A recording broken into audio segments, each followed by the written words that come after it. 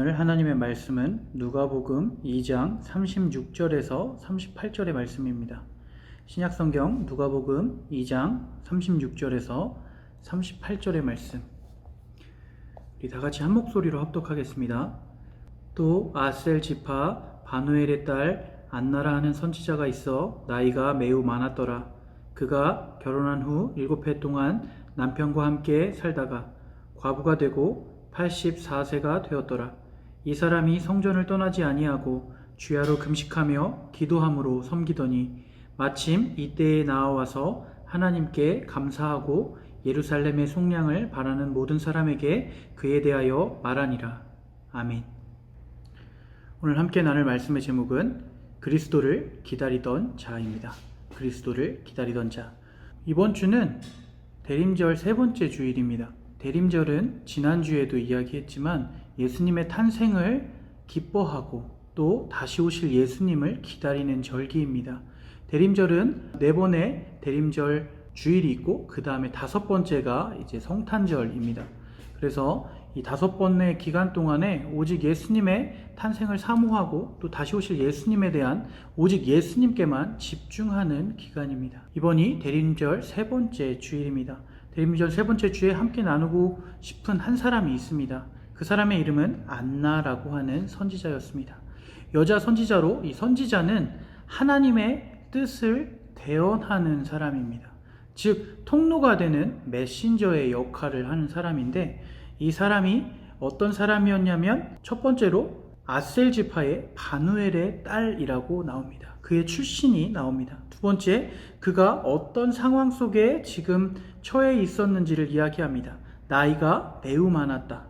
또 그가 결혼한 후 7해 동안 남편과 함께 지내다가 과부가 되고 라고 했습니다. 성경적으로 과부가 되었다라고 표현하는 상황은 대부분 남편과 사별하는 경우입니다.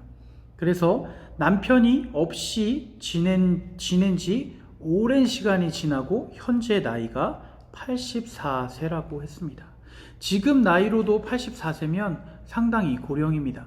물론 성경적인 시대의 나이는 조금 더 평균 연령이 높아 보였지만 실제로 80세 이상의 고령은 동일하게 나이가 많은 고령의 나이입니다.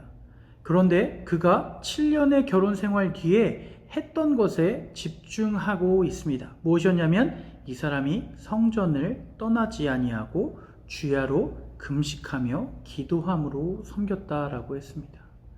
그의 마음속의 소원이 하나님을 섬기며 하나님을 사모하며 다른 것을 바라보지 않고 오직 주님께만 집중했다라는 것을 볼 수 있습니다. 첫 번째, 그는 늘 성전에 있었다라고 했습니다. 성전을 떠나지 아니하였다라고 표현했습니다. 즉 그는 언제 어디서나 성전 안에 머물면서 하나님께 집중하고 하나님께 예배하기를 그치지 않았던 사람입니다. 그런 사람을 하나님께서는 그를 통하여 대언하시고 하나님의 뜻을 보여주셨습니다. 그리고 그는 주야로 금식하며 기도했다고 합니다.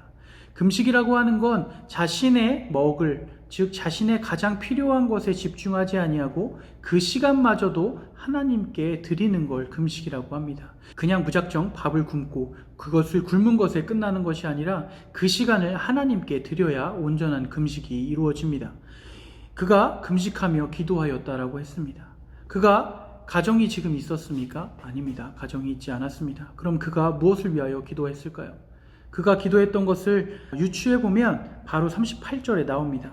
하나님께 감사하고 예루살렘의 속량을 바라는 모든 사람에게 그리스도에 대해서 이야기했다고 합니다. 그것으로 볼 때 그는 나라와 민족을 위하여 기도하는 사람이었을 것이고 그들의 백성들을 품고 기도하는 사람이었을 겁니다. 그렇기에 그가 금식했던 것은 온전히 하나님의 뜻이 이스라엘 땅에 또 이스라엘 민족을 통해 또 예루살렘에 있는 성전을 통해 이루어지기를 간절히 바라고 있었을 겁니다. 또 그가 기다리던 한 사람이 있습니다. 바로 그리스도였습니다. 그리스도는 기름 부음 받은 자란 뜻으로 메시아를 의미했습니다. 그들이 기다리던 메시아는 그들이 묶였던 모든 속박에서 그들을 구원할 자였습니다. 즉 안나는 자신이 처한 상황 보면 너무도 안타까운 상황입니다.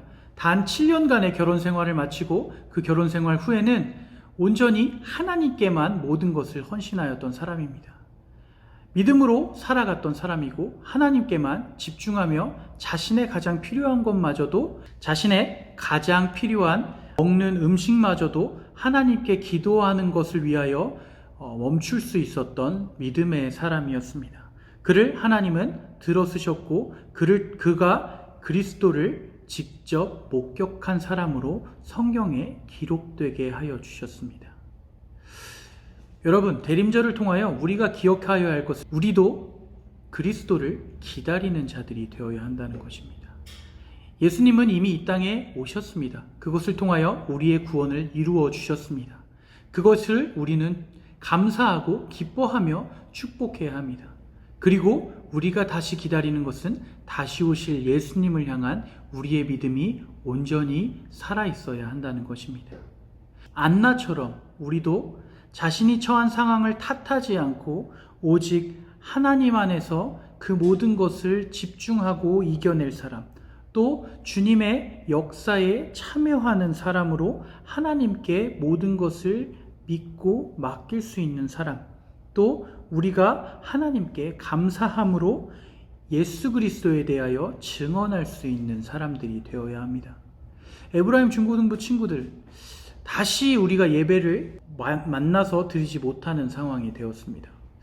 이 상황을 어떻게 보면 너무도 낙심되고 또 안타까운 상황으로 받아들일 수 있습니다. 하지만 다른 뜻으로 바라보면 하나님께서 지금 우리에게 분위기에 휩쓸리지 말고 오직 하나님께 우리 스스로 각자가 집중하기를 원하시는 시간인 것 같습니다. 우리가 대림절 기간 동안에 누가 하니까 하고 또 혹은 누군가 크리스마스니까 나도 크리스마스에 무언가 따라 할 것에 집중하는 것이 아니라 지금 이 기간에는 온전히 예수 그리스도께 집중하기를 바랍니다. 그리고 그 믿음대로 우리가 하나님께서 내게 올 한 해 주신 것들에 감사하고 또 예수님을 나의 삶을 통하여 또 나의 입술의 고백을 통하여 증거하며 나아가는 축복된 에브라임 중고등부 친구들 되기를 간절히 축복합니다. 기도하겠습니다. 하나님 감사합니다. 우리에게 그리스도를 허락하여 주셔서 우리의 구원자로 우리의 속량에서 구원하여 주심에 감사합니다. 우리들이 예수 그리스도를 기다리는 이 대림절 기간 동안에 오직 주님께만 집중하게 하여 주시고 어떤 상황 속에서도 오직 주님께 기도하며 주님께 감사하고 또 주님에 대하여 증거하는 믿음의 자녀들이 되게 하여 주옵소서.